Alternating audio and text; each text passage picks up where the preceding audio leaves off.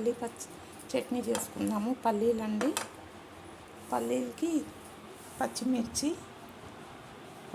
అండి ఒక 6-7 వేసుకున్నాము. కొద్దిగా చింతపండు రెమ్మలండి. పల్లీలు ఫ్రై చేసుకుందాము. పల్లీలు పచ్చిమిర్చి ఫ్రై చేసుకుందాము. ఇందులోనే వేసి ఫ్రై చేసుకుందాము.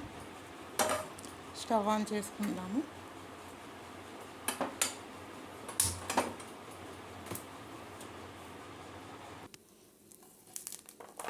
పల్లీలు పచ్చిమిర్చి ఫ్రై చేసేసుకున్నామండి.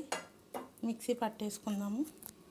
పల్లీలు కొంచెం చల్లగా అయ్యాక మిక్సీ పట్టుకుందాము. రుచికి సరిపడా సాల్ట్ వేసుకుందాము ఇందులో. తర్వాత తాలింపు చేసుకుందామండి. స్టవ్ ఆన్ చేసుకుందాము. ఇప్పుడు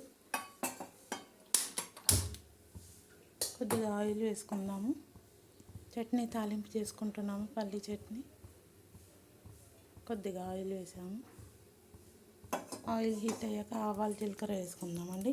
ఆవాలు జీలకర్ర, కొద్దిగా మినపప్పు, కొద్దిగా కరివేపాకు వేసుకుందాము. ఆవాలు వేసుకుంటున్నామండి. కొంచెం జీలకర్ర,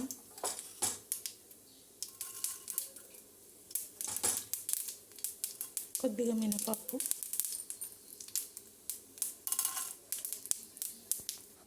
కొద్దిగా పసుపు కూడా వేసుకుంటున్నామండి.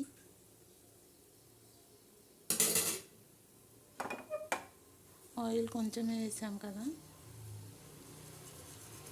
ఇప్పుడు ఒక ఎండిమిర్చి కూడా వేసుకుందాము.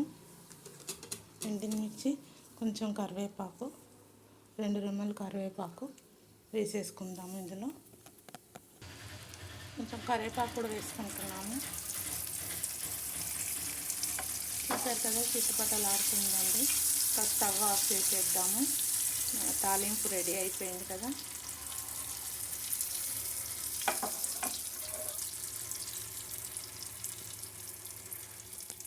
మన తాలింపు రెడీ. మన పల్లీ చట్నీలో వేసేసుకుందాము.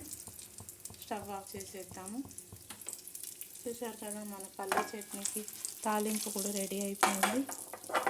స్టవ్ ఆఫ్ చేసేసిన అండి. అది మిక్సీ పట్టేసుకుందాం పల్లీ చట్నీ. తర్వాత ఇది అందులో వేసేద్దాము. మన పల్లీ చట్నీ రెడీ అయిపోయిందండి.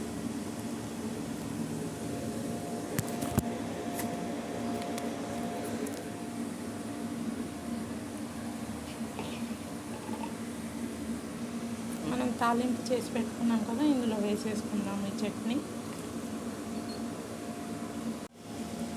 పల్లీ చట్నీ రెడీ అండి. మిక్సీ పట్టేసాము. తాలింపు కూడా చేసేసాం కదా. చూసారు కదా, మన ఎమ్మి తాలింపు కూడా రెడీ అండి. మీరు కూడా ఇలానే చేసి తిని ఎలా ఉందో చెప్పండి. Thank you.